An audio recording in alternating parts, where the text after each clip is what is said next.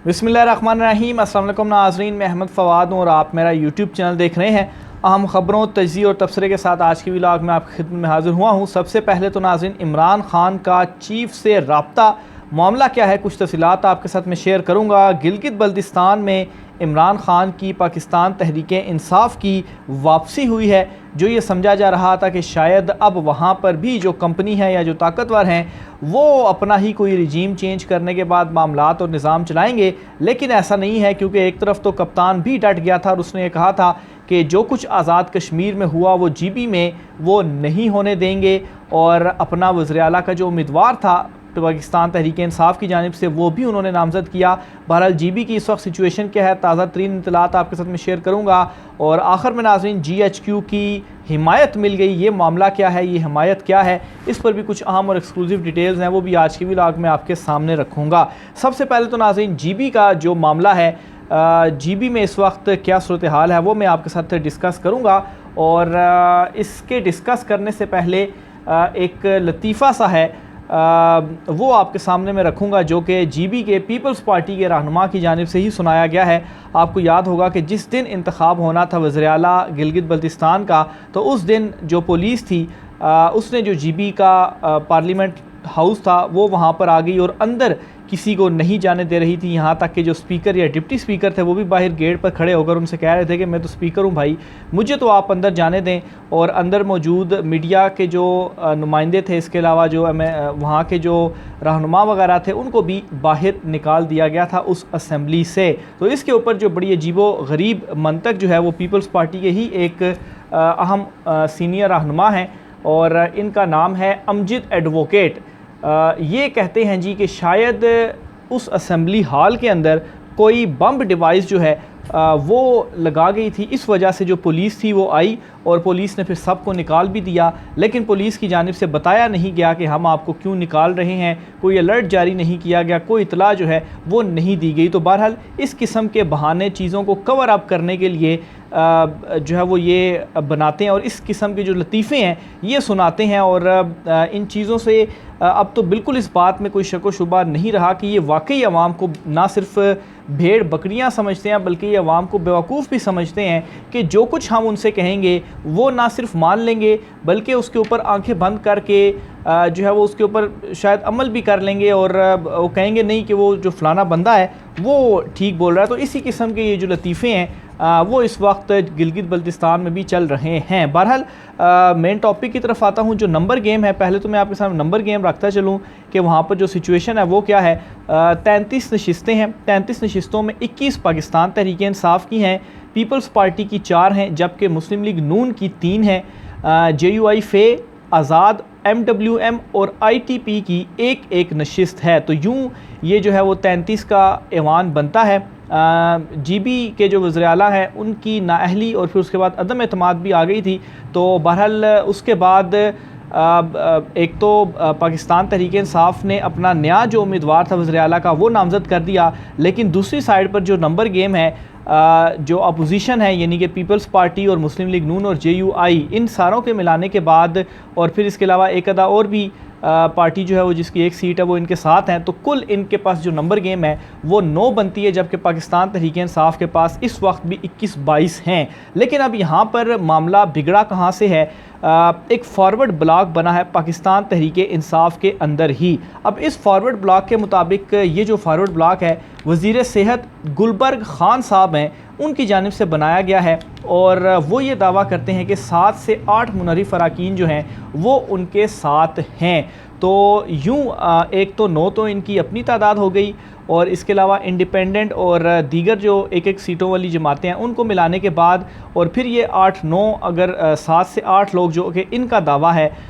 तो तब जाकर इनके पास चूँकि 17 का नंबर है तो 17 का नंबर पूरा होता है और तब जाकर ये अपना वज़ीर आला जो है वो बना सकते हैं, अपोजिशन की जमातें सारे मिलकर। और फिर उसके बाद आधी तहरीक इंसाफ की जो जमात है इनके दावे के मुताबिक अगर वो इनके साथ है और इनको वोट करती है तो तब जाकर इनके पास ये जो नंबर है वो पूरा होता है। लेकिन असल में ऐसा नहीं है। इस वक्त जो हिमायत हासिल है पाकिस्तान तहरीक इंसाफ पे में जो फॉरवर्ड ब्लॉक भी बना है वो भी सिर्फ़ और सिर्फ 4 लोगों पर मुश्तमिल है। यानी कि अगर 9 ये मिला लें और 4 फॉरवर्ड ब्लॉक के भी मिला लें तो उसके बावजूद भी 13 का जो हिस्सा है वो बनता है। और अभी तक गिलगित बल्तिस्तान में जो कुछ आज़ाद कश्मीर में किया गया, जिस तरह से वहाँ पर बंदे टूटे हैं, तो वो सिचुएशन यहाँ पर नहीं बन पा रही, लोग नहीं टूट पा रहे अभी तक की जो सिचुएशन है। और जो ये फॉरवर्ड ब्लॉक बना है 4 रहनुमाओं के ऊपर जो है वो अभी ये ख़बरें आ रही हैं कि 4 रहनुमा हैं उसमें जो कि शामिल है, और यूँ इनकी जो तादाद है वो बनती है 13। ख़बर आपके सामने रखता हूँ। गिलगित बल्तिस्तान के वज़ीर आला के इंतखाब के मामले पर पाकिस्तान तहरीक इंसाफ से नाराज़ 4 अरकान का ग्रुप सामने आ गया। साबिक़ वज़ीर ख़जाना GB जावेद, इसके अलावा उन्होंने जियो न्यूज़ से गुफ्तगू करते हुए ये कहा है कि नए, और ये ख़बर भी जियो की है, तो इससे आप ये समझ सकते होंगे कि जहाँ से अगर पॉजिटिव कोई चीज़ इस हुकूमत के लिए आनी है कि शायद हो सकता है कि ये 1-2 नंबर बढ़ा चढ़ा कर पेश कर दें, तो इनकी जानिब से भी 4 का जो हिस्सा है वही दिया गया है। तो बहरहाल उन्होंने गुफ्तगू करते हुए कहा कि जी कि नए वज़ीर आला के इंतखाब में कुलीदी किरदार हमारे ग्रुप का होगा। जावेद साहब का ये कहना है कि GB में फ्लोर क्रॉसिंग का कानून लागू नहीं होता। हमारे ग्रुप में स्पीकर नज़ीर अहमद, सीनियर वज़ीर राजा ज़करिया और फ़तहुल्लाह ख़ान शामिल हैं। इसके अलावा उन्होंने कहा जी कि PTI की पॉलिसियों पर हमेशा खुलकर इख्तलाफ किया। PTI के मज़ीद अरकान को नाराज़ ग्रुप में लाने के लिए कोशां हैं। यानी कि 4 से ज़्यादा लोग इनके पास आ नहीं रहे और मज़ीद को ये कोशिश कर रहे हैं, लेकिन इसके बावजूद भी कोई जो और रहनुमा है वो GB में इनसे नहीं टूट पा रहा। तो ये इस वक्त वहाँ की जो सिचुएशन है, और अभी लेटेस्ट डिटेल के मुताबिक 13 तारीख़ गालबन आई है। मैं तारीख़ जो है वो डबल चेक भी कर लूँगा, लेकिन चूँकि इंतखाब तो होना ही होना है, तो 13 तारीख़ आई है कि GB वज़ीर आला का दोबारा इंतखाब होगा। तो उस इंतखाब में भी जो इस वक्त की सिचुएशन है, नंबर गेम इस वक्त पाकिस्तान तहरीक इंसाफ के पास ही है। अगर ये 4 कम भी होते हैं तो तब भी पाकिस्तान तहरीक इंसाफ 17 का जो हिस्सा है वो उन्होंने हासिल कर लिया है। फिर इसी तरह से दूसरी तरफ ये जो फ्लोर क्रॉसिंग का कह रहे हैं, तो इसमें अव्वल तो जब आज़ाद कश्मीर के भी इंतखाब में इस तरह से हुआ था, वहाँ पर वज़ीर आज़म के इंतखाबात के लिए, तो वहाँ पर भी फ्लोर क्रॉसिंग का जो कानून था वो लागू नहीं हुआ था, क्योंकि वो जो कानून था वो सिर्फ़ और सिर्फ सुप्रीम कोर्ट पाकिस्तान ने दिया था। तो इस वजह से ये आज़ाद कश्मीर और गिलगित बल्तिस्तान इन दोनों में अपनी अपनी सुप्रीम कोर्ट्स मौजूद हैं। तो उन सुप्रीम कोर्ट्स की जानिब से ये जो ऑर्डर था वो अभी तक नहीं दिया गया। तो इस सेंस में देखा जाए तो ये फ्लोर क्रॉसिंग जो है वो लागू नहीं होगी, क्योंकि अगर फ्लोर क्रॉसिंग लागू होती है तो फिर इस सूरत में इनके ये जो वोट्स हैं वो काउंट ही नहीं होंगे। काउंट ना होने का मतलब ये है कि इनकी जो नंबर गेम है वो कभी भी पूरी नहीं हो सकती। और जैसा कि मैंने आपको बताया कि मुस्लिम लीग नून जो है उनके पास 3 नशिस्तें हैं और पीपल्स पार्टी के पास 4 नशिस्तें हैं, और ये 3 और 4 नशिस्तों वाले इस वक्त ये ख्वाहिश लगाकर बैठे हैं कि वज़ीर आला GB जो है वो इनमें से कोई होना चाहिए। और पीपल्स पार्टी और नून लीग इन दोनों के अंदर भी ये इख्तलाफ आ चुका है कि वज़ीर आला किसका होगा, और इन दोनों में भी जो झड़पें हैं, जो सपोर्ट है एक दूसरे की ना करने के हवाले से, इस वक्त जो नाराज़गियाँ हैं या जो आपस में एक दूसरे के ख़िलाफ़ जो लड़ाई है उसका आगाज़ हो चुका है। तो यहाँ से भी जो इनकी नंबर गेम है वो पूरी नहीं हो रही। लेकिन एट द एंड जिस तरीके से अभी तक चीज़ों को होते हुए हम देखते आ रहे हैं, जो कुछ पंजाब में हुआ, KP में हुआ, आइन के मुताबिक जो इंतखाबात थे वो 90 दिन के अंदर होने थे, लेकिन अभी तक निगरान हुकूमतें चल रही हैं और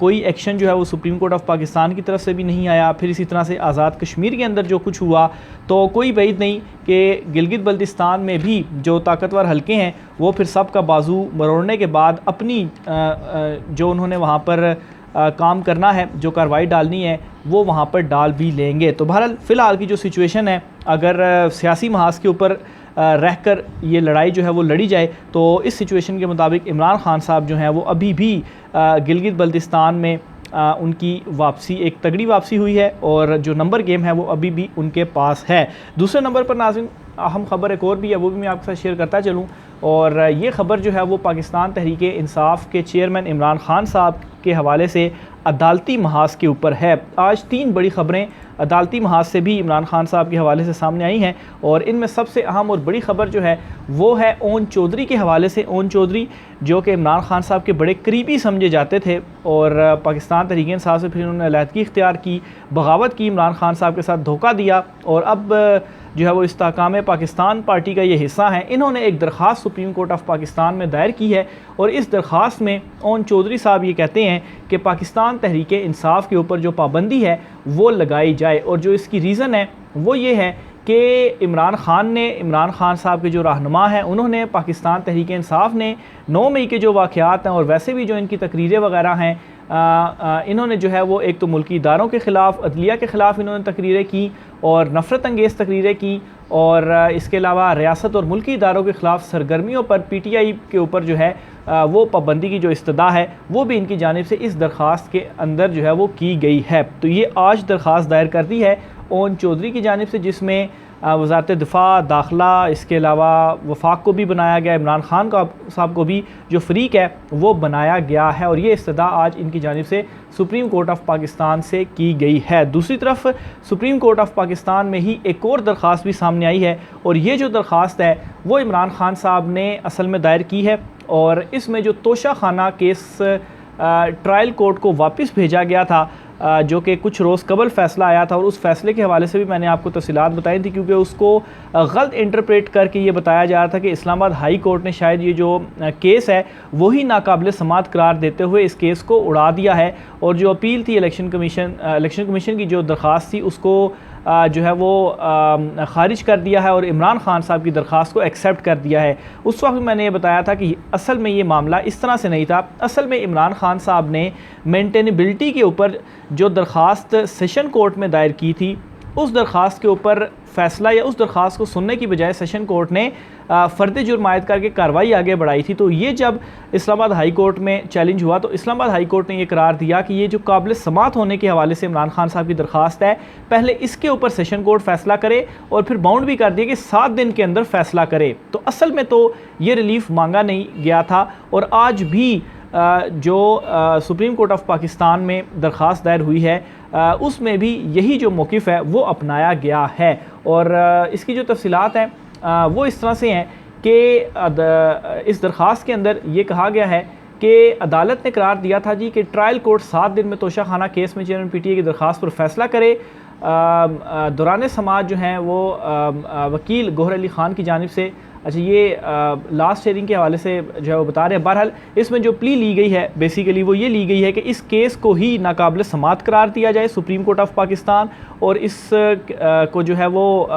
कालादम करार दे और जब तक पाकिस्तान तहरीक इंसाफ की जो दरख्वास्त है वो सुप्रीम कोर्ट ऑफ पाकिस्तान में चलती है तो तब तक इस हवाले से जो सेशन कोर्ट में मामला चल रहा है, जो कार्रवाई चल रही है, उस कार्रवाई को रोक दिया जाए। तो ये दो बेसिकली इसके अंदर जो इस्तदाएँ हैं वो इस दरख्वास्त के अंदर ली गई हैं। तो अब जो सारा का सारा मामला है तोशा खाना का वो आप ये समझ लें कि एक नई डायरेक्शन के अंदर जा चुका है और नई डायरेक्शन में भी सुप्रीम कोर्ट ऑफ पाकिस्तान में अब ये मामला जो है वो चला गया है और ये वो केस था जिस केस में इमरान खान साहब को नाअहल करने और सज़ा सुनाने के हवाले से जो बातें थी, जो डिस्कशंस थी वो चल रही थी कि इस केस के अंदर इमरान खान साहब को नाअहल और फिर उसके बाद जो सज़ा है वो भी सुनाई जा सकती है या हो सकती है। तो ये सारे का सारा मामला अब लोअर कोर्ट से उठकर आ चुका है सुप्रीम कोर्ट ऑफ पाकिस्तान में। चीफ जस्टिस उमर अता बंदयाल साहब अब इस मामले के ऊपर कब बेंच बनाते हैं, क्या इस हवाले से तफसीलात होती हैं।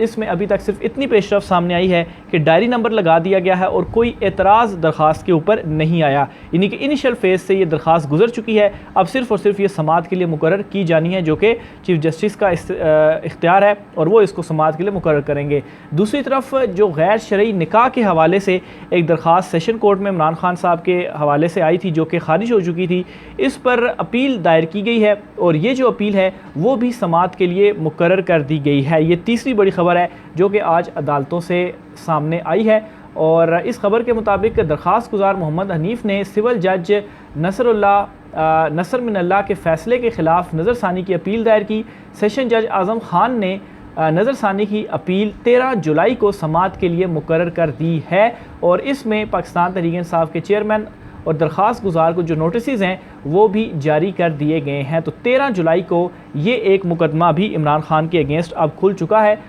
इसके अलावा आज भी इमरान खान साहब जो हैं वो लाहौर हाई कोर्ट में पेश हुए हैं। मुख्तलिफ मुकदमात में तो ऑलमोस्ट जो रूटीन है वो इमरान खान साहब की बन चुकी है अदालतों में पेश होने के हवाले से।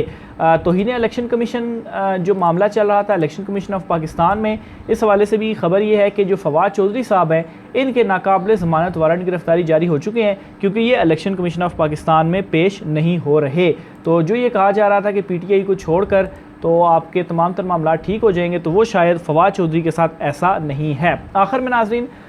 एक और बड़ी ख़बर आपके साथ में शेयर करता चलूँ, और ये ख़बर बेसिकली जो एक सरमायाकारी कौंसल की एपेक्स कमेटी बनाई गई थी उसका इजलास हुआ, जिसमें आर्मी चीफ़ की जानिब से भी इसमें जो है वो शिरकत की गई। शहबाज शरीफ भी इसमें मौजूद थे और दीगर अहम जो लोग थे वो भी इसमें शरीक थे, और इसमें कुछ चीज़ों का जायज़ा लिया गया और कुछ अहम जो फ़ैसले हैं वो भी किए गए हैं। तो जो डिटेल है ख़बर की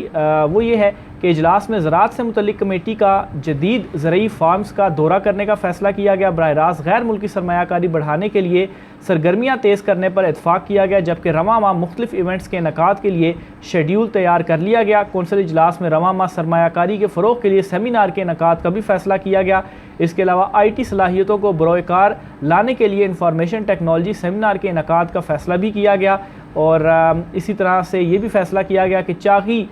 जो माइनिंग साइट है उसका दौरा किया जाएगा। मुफाहमत की यादाश्त पर जो दस्तखत हैं वो भी किए जाएंगे। तो ये कुछ सरमायाकारी के हवाले से इसमें जो फ़ैसले थे वो किए गए। राय का इज़हार कीजिएगा, मुझे इजाज़त दीजिए, अल्लाह हाफ़िज़।